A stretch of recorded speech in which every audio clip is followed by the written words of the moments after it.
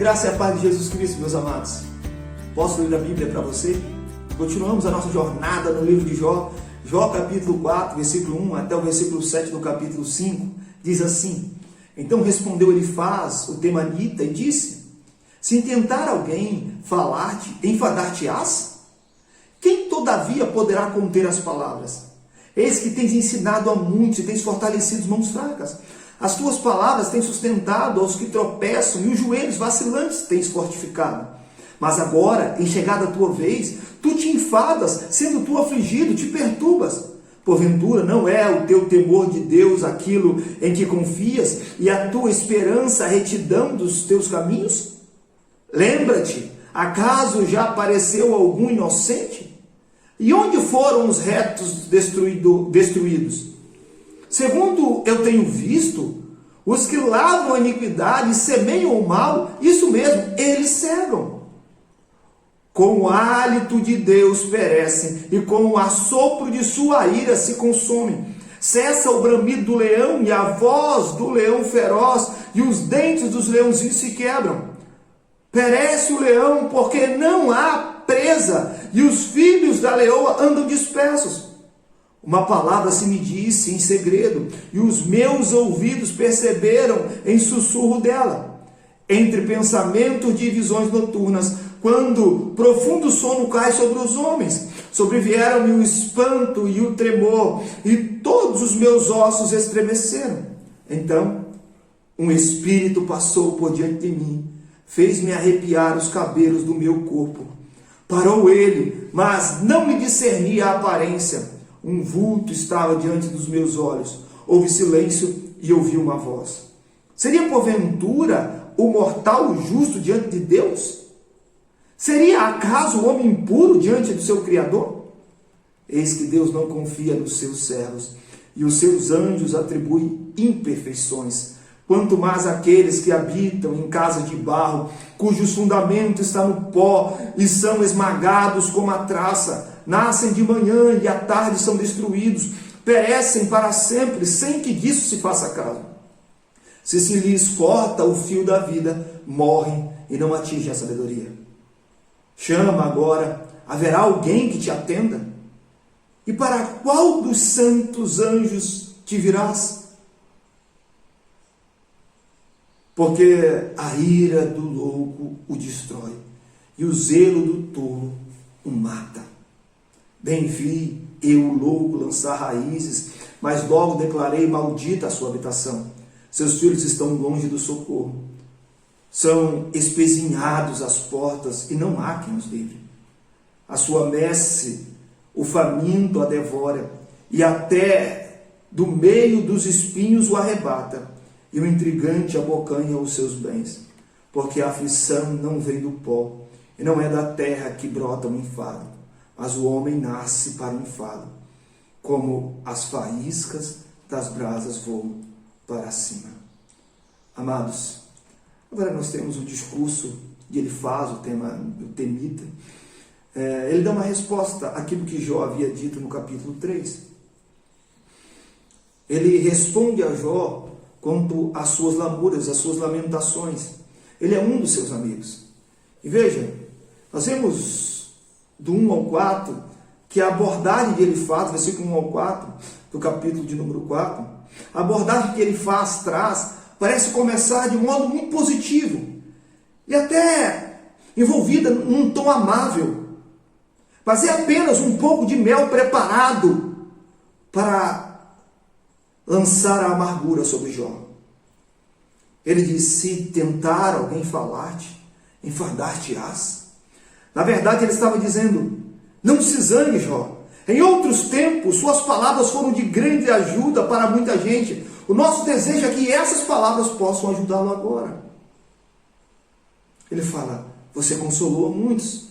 A intenção é que você seja consolado agora. Você possa ser edificado agora. E do versículo 5 em diante, ele começa a trazer as palavras duras a Jó. Versos 5 ao 11, ele aqui mostra que Jó era capaz de dar conselhos, mas não sabia recebê-los. Ele acusa Jó disso. Podia dizer aos outros como lidar com suas provações, mas quanto às dificuldades que lhe sobrevieram, não colocou em prática o seu próprio discurso. É como quem diz: porventura não é o teu temor de Deus aquilo em que confias? Perguntou, ele faz ainda: e a tua esperança, a retidão dos teus caminhos? De acordo com ele faz, se Jó está vivendo no temor do Senhor, então não precisaria temer, pois Deus sempre abençoa o justo e julga o perverso. Veja, essa é a premissa básica dos 3 amigos de Jó. Eles levantam a ideia de que faça o que é certo e tudo dará certo. Faça o que é errado e Deus enviará o seu julgamento. Os amigos de Jó não estão tratando do que acontece no fim das contas de salvação, mas sim das implicações imediatas. Um assunto sobre o qual Davi trata no Salmo de número 37, Asaf no Salmo 73, até o profeta Jeremias, lá no Jeremias 12, de 1 a 6. Mas a diferença da visão de Davi, de Asaf e do próprio Jeremias é que eles não têm a mesma visão de Elifaz. Para eles, sim, o ímpio pode ser próspero. E o que ele faz não entende é isso. Ele vê Jó como se fosse amaldiçoado porque alguma coisa fez contra Deus. Nós vemos o Salmo 73 relatando a prosperidade dos ímpios. E o que o salmista faz é atentar para o fim deles. E então ele se consola com isso. Mas ele vê o ímpio prosperando. A ausência de adversidade não significa agrado ao coração de Deus. E nem tampouco, às vezes, as adversidades que são submetidas aos homens significam que esses homens estão afrontando a Deus. Veja, do versículo 12 do capítulo 4 ao versículo 7 do capítulo 5, ele baseou sua argumentação em 2 pontos. Primeiro, na sua experiência, naquilo que ele viveu e ouviu. Isso pode ser visto aí do versículo 12 ao 21 do capítulo 4. E depois, na sua observação, que ele relata aí do versículo 1 ao 7 do capítulo 5, que ele traz aquilo que ele observou. O primeiro argumento dele aí, quanto à sua experiência, exatamente refere-se a uma experiência vivida por ele, pela qual ele passou certa noite, quando teve uma visão e ouviu uma voz. Então ele teve uma visão e viveu essa experiência, então ele toma essa experiência para falar exatamente a Jó, como se a experiência fosse a regra. E aqui eu faço questão de tomar as palavras de Warren Wiersbe, um pastor batista norte-americano, que diz o seguinte sobre essa experiência vivida por Elifaz. Ele diz: mas será que essa declaração foi uma revelação direta de Deus? É bem provável que não, uma vez que essa experiência como um todo não parece encaixar-se na maneira habitual de Deus revelar a verdade. Em primeiro lugar, não tem autoridade de uma declaração como: veio a minha palavra do Senhor dizendo, ou assim diz o Senhor. Além do mais, Deus não costuma aparecer de modo furtivo e assustar as pessoas. Não sabemos ao certo, mas é possível que ele tenha, na verdade, em mente, ou ele tenha sonhado com essa experiência e meditado sobre ela, e aos poucos a transformando numa visão. Provavelmente essa não foi uma revelação direta de Deus.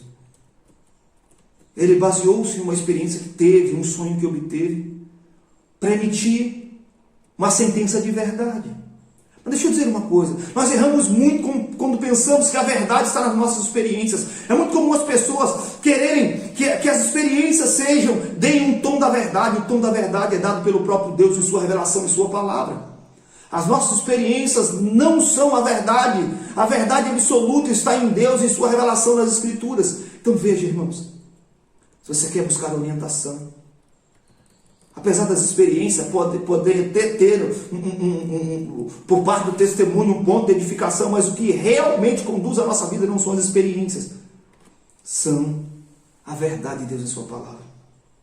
Não seguir pelas experiências suas ou de outros, diz pela palavra de Deus, pela verdade de Deus. O segundo argumento de Elifaz baseia-se em uma observação pessoal que ele faz da sua própria vida. Está aí do versículo 1 ao 7 do capítulo 5. Ele viu pecadores prosperarem e criarem raízes, mas que acabaram destruídos e perdendo tudo. Para ele, veja, ele pensa em Jó como um pecador que prosperou, mas pelo pecado e pela rebeldia contra Deus perdeu tudo, como se o juízo limitasse essa vida. Ao contrário do que vê Asaf no Salmo 73, quando ele olha para o futuro e ele pensa o que? Ele, veja, eu atentei para o fim deles, para a condenação deles após essa vida. Eles até morrem em sua fartura, mas eles passam a eternidade na sua escassez. Ele não vê dessa maneira. Ele vê que o juízo vem sobre ele nessa terra, que ninguém desse mundo que é rebelde contra Deus morre sem exatamente ser punido ou sem perder a prosperidade pelo qual alcançou. Ele começa a olhar para o passado. Ele começa a olhar, observar aquilo, a vida em si. E veja, irmãos, mais uma vez eu digo, nós não somos conduzidos pelas nossas observações, pela nossa maneira de olhar o mundo. Nós somos conduzidos pela maneira de Deus olhar o mundo. Pela maneira como Deus se revela a nós. Pela maneira como Deus se apresenta a nós. Então, em momentos difíceis, não se conduza pelas experiências vividas. Não se conduza unicamente pelas observações que você faz da vida em que você leva. Mas conduza-se pela voz de Deus em sua palavra.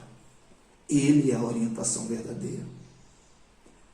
É isso que precisamos para viver nessa vida, conduzidos pela santa verdade de Deus.